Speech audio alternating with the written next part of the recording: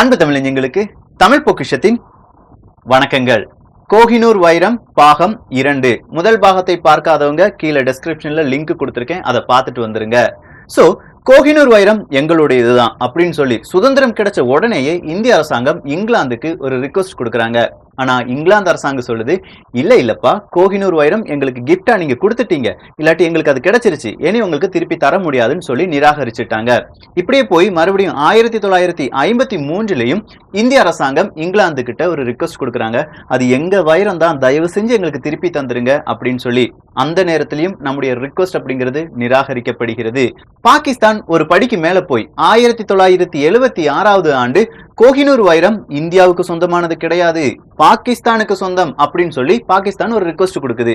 இங்கிலாந்து அரசாங்கம் வழக்கம் போலவே அது உனக்கும் சொந்தம் கிடையாது, இந்தியாவுக்கும் சொந்தம் கிடையாது, எனக்கு தான் சொந்தம்னு சொல்லிட்டாங்க.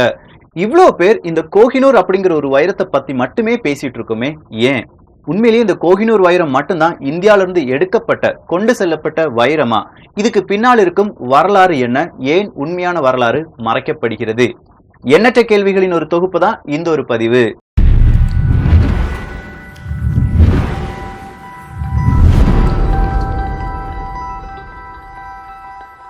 கோஹினூர் அப்படிங்கிற அந்த வார்த்தைக்கு மீனிங் என்ன அப்படின்னு கேட்டீங்கன்னா, மலைகளின் ஒளி அப்படிங்கிறது தான். அந்த ஒளி இல்லாட்டி அந்த பிரகாசம், அந்த வைரத்திலிருந்து வர்ற பிரகாசம் அவ்வளவு இருக்குமா. அதனாலதான் அதை பார்த்த உடனே நாதுர்ஷா அப்படிங்கிறவர் இது மலைகளின் ஒளி நிறைந்த பொக்கிஷம் இல்லாட்டி வைரம் அப்படின்னு சொல்லி அதுக்கு கோஹினூர் அப்படிங்கிற பெயர் வைக்கிறார். கோஹினூர் அப்படின்னு சொன்னோடனே அதை பற்றியுள்ள முதல் கட்டுக்கதை என்ன அப்படின்னு கேட்டீங்கன்னா, இந்த வைரம் ரொம்பவே பியூர் ஆனது, சுத்தமானது அப்படிங்கிறது தான். கண்டிப்பா கிடையாதுங்க, இந்த வைரம் சுத்தமானதே கிடையாது. கோஹினூர் வைரத்துல 99% ஒளி வீசும் திறன் இருந்தாலும் 1% அப்படிங்கிறது ஒளி வீசும் திறன் அற்றதாக இருந்தது. அதனுடைய மையத்தில் நீங்க பாத்தீங்கன்னா ஒரு மஞ்சள் நிறத்தில் ஒரு பகுதி இருக்குமா, அந்த பகுதியினால ஒளி வீசும் திறன் என்பது இந்த கோஹினூர் வைரத்திற்கு 1% குறைகிறது. இதுதான் உண்மையான செய்தி. அடுத்ததா இந்த கோஹினூர் வைரம் அப்படிங்கறத பத்தி மட்டும்தான் பேசிட்டு இருக்கோமே தவிர, இந்தியால இருந்து வேறும் 2 வைரங்கள் கொண்டு செல்லப்பட்டன. அவை யாவை அப்படிங்கிறது தான். சோ இந்த கட்டுக்கதை என்ன அப்படின்னு கேட்டீங்கன்னா, கோஹினூர் வைரம் தான் இந்தியாவில இருந்து எடுக்கப்பட்ட மிக முக்கியமான வைரம் அப்படிங்கிற கட்டுக்கதை.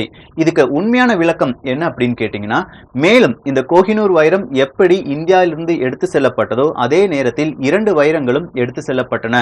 அதுல முதல் வைரத்தின் பெயர் என்ன அப்படின்னு கேட்டீங்கன்னா, தாரி-ஐ-நூர் அப்படிங்கிறது தான். இந்த தாரி-ஐ-நூர் அப்படிங்கிற அந்த வைரம் இப்போது எங்கே இருக்கிறது அப்படின்னு கேட்டீங்கன்னா, தெஹ்ரானில் இருக்கிறது. இந்த தாரி-நூர் இந்தியாவிலிருந்து எடுக்கப்பட்டதுதான் அப்படிங்கிறது, விஜயநகர பேரரசின் போது இந்த தாரி-நூர் அப்படிங்கிற அந்த வைரம் எடுக்கப்பட்டது என்பது எல்லாமே ரெக்கார்டா இருக்கு. ஆனா இந்தியர்கள் இதை பேச மறந்துட்டோம் அப்படின்னு சொல்லலாம்.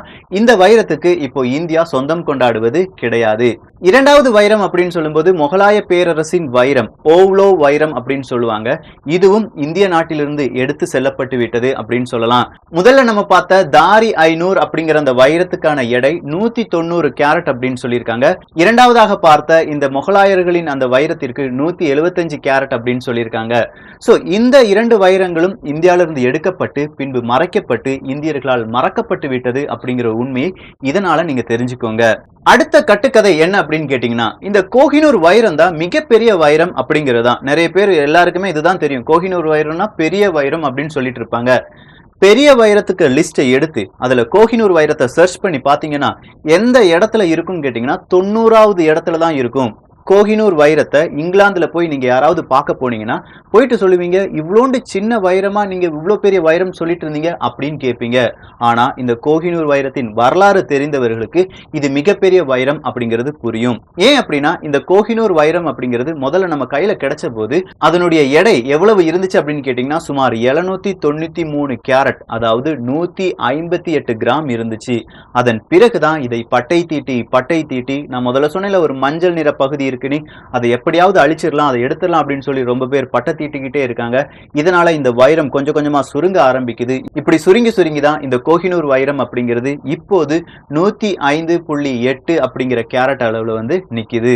அடுத்த கட்டுக்கதை என்ன அப்படின்னு கேட்டீங்கன்னா, இந்த கோஹினூர் வைரம் அப்படிங்கிறது 13வது நூற்றாண்டில் ஆந்திர பிரதேசத்துல இருக்கிற கொல்லூர் அப்படிங்கிற இடத்துல இருந்து எடுக்கப்பட்டது அப்படிங்கிறது தான். இந்த கோஹினூர் வைரம் எங்கே, எப்போது, யாரால், எப்படி எடுக்கப்பட்டது, தோண்டி எடுக்கப்பட்டது அப்படிங்கிற வரலாறு இதுவரையிலும் யாராலும் கண்டுபிடிக்கப்பட முடியாத ஒரு வரலாறாக இருக்கிறது. அறிவியலாளர்கள், ஆராய்ச்சியாளர்கள் இந்த கோஹினூர் வைரத்தை பார்த்துட்டு இது கண்டிப்பா சுரங்கத்திலிருந்து எடுக்கப்பட்ட ஒரு வைரமா இருக்காது, ஆற்றுப்படுகையின் வழியாக கிடைக்கும் ஒரு வைரம் வகையை சேர்ந்ததுதான், இது கண்டிப்பா ஆற்றின் கரையிலிருந்து தான் எடுக்கப்பட்டிருக்கும் அப்படின்னு சொல்றாங்க.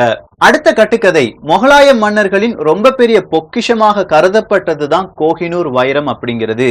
என்னடா முகலாய மன்னர்கள் அப்ப இதை பொக்கிஷமா கருதலையா அப்படின்னு கேட்டா, அவங்களுக்கு இந்த வைரம் ரத்தினம் எல்லாமே இரண்டாவது பாகம் தான். யார் வந்தாலும் அவங்க ஷோகேஸை திறந்து இந்த எங்கிட்ட இவ்வளவு வைரம் இருக்கு அப்படின்னு சொல்லி காணிச்சிருவாங்க.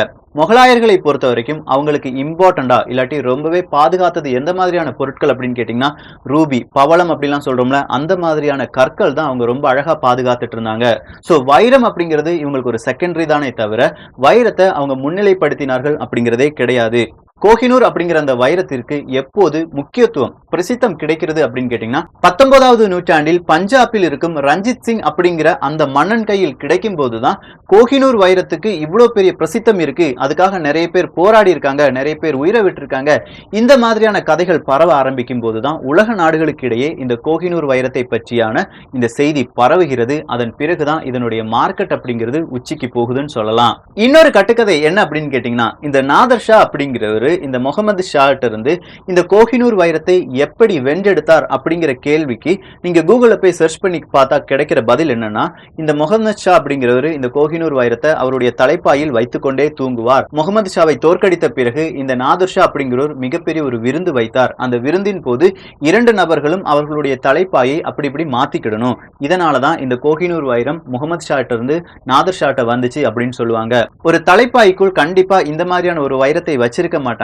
இந்த வைரம் அப்படிங்கிறது ஒரு சிம்மாசனத்தில் இருந்தது. அது மயில் அப்படிங்கிற ஒரு உயிரினத்தை இல்லாட்டி ஒரு பறவையை மையப்படுத்திய சிம்மாசனமாக இருந்தது.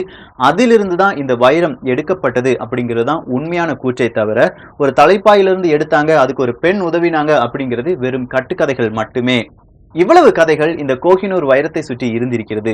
இது எதுவுமே தெரியாது. கோஹினூர் வைரம் வரலாறு அப்படின்னு சொல்லி ரொம்ப பேர் போட்ட உடனே அது ஆல்ரெடி நிறைய பேர் போட்டுட்டாங்க, நீங்க என்ன புதுசா சொல்ல போறீங்க அப்படின்னு நிறைய பேர் என்கிட்ட கேள்வி கேட்டிருந்தாங்க. நான் சொன்னேன், அந்த கண்டென்ட் இந்த கண்டென்ட் கொஞ்சம் கம்பேர் பண்ணி பாருங்க அப்படின்னு சொல்லியிருந்தேன். அதே மாதிரி நான் சொல்ற விஷயங்கள் ஒவ்வொரு மனுஷனுக்கு இலக்கு என்ன, அவங்களுடைய ஆராய்ச்சி என்ன, ஒரு நியூஸ் எடுக்கிறதுக்காக அவங்க எவ்வளவு நேரம் ஸ்பெண்ட் பண்றாங்க யாருக்குமே தெரியாது. ஒரு புக்குக்கு கவரை பார்த்த உடனே அதுக்கு ஃப்ரண்ட் பேஜை பார்த்தோன்னே இந்த புக்கை நான் வாசிச்சிருக்கேன் அப்படின்னு சொல்றது எவ்வளவு பெரிய முட்டாள்தனம். அதே மாதிரிதான் ஒவ்வொரு வீடியோக்கு அந்த தலைப்பை பார்த்த உடனே இதை நிறைய பேர் போட்டுட்டாங்களே அப்படின்னு சொல்றதும் மிகப்பெரிய ஒரு வலியை தரும் ஒரு விமர்சனம் அப்படின்னு சொல்லலாம். அந்த விமர்சனம் ஏன் வலியை தருதுன்னா, ரொம்ப நேரம் கஷ்டப்பட்டு இவ்வளவு விஷயங்களை சேகரிச்சு பார்ட் 1 பார்ட் 2ன்னு சொல்லி போடும்போது ரொம்ப உதாசீனமா இதை நான் பார்த்திருக்கேன்பா அப்படின்னு சொல்லும்போது ஐயோ கோச் அப்படின்னு என் மனசே எனக்கு வெறுக்க ஆரம்பிச்சிருங்க. அதனாலதான் எனிவே இந்த செகண்ட் பார்ட்டை பற்றியுள்ள உங்களுடைய விமர்சனம் அப்படிங்கிறது கீழே கருத்துக்களாக நான் எதிர்பார்க்கிறேன். எல்லோரும் தமிழ் பொக்கிஷத்தில் இணைந்திருங்கள். ரொம்ப பேர் கேட்கிற கேள்வி என்னன்னா, நீ நிறைய விஷயத்துக்கு செகண்ட் பார்ட் போடுறேன்னு சொல்லியிருக்க, இது வரைக்கும் போட்டதே கிடையாது, இந்த பார்ட்டுக்கு நீ போடாம விட்டுருவியோ அப்படிங்கிற ஒரு பயத்தை தெரிவிச்சிருந்தாங்க. உங்களுக்கு எந்த மாதிரியான செகண்ட் பார்ட் வேணும், நான் போட்ட வீடியோல செகண்ட் பார்ட் வரும் அப்படின்னு சொல்லி வராம இருக்கிற வீடியோல நீங்க எதிர்பார்க்கிற வீடியோ என்ன அப்படிங்கறத கருத்துக்களாக தெரிவித்தால் கண்டிப்பா இந்த வாரத்துக்குள்ளேயே அதை போடுறதுக்கு நான் ட்ரை பண்றேன். எல்லோரும் தமிழ் பொக்கிஷத்தில் இணைந்திருங்கள். தமிழ் பொக்கிஷம் சேனலை சப்ஸ்கிரைப் செய்யாத தோழர்கள் தோழிகள் தயவு செஞ்சு சப்ஸ்கிரைப் பண்ணிக்கோங்க. நல்லதை பகிர்ந்து நல்ல சமுதாயத்தை உருவாக்குவோம். நன்றி, வணக்கம்.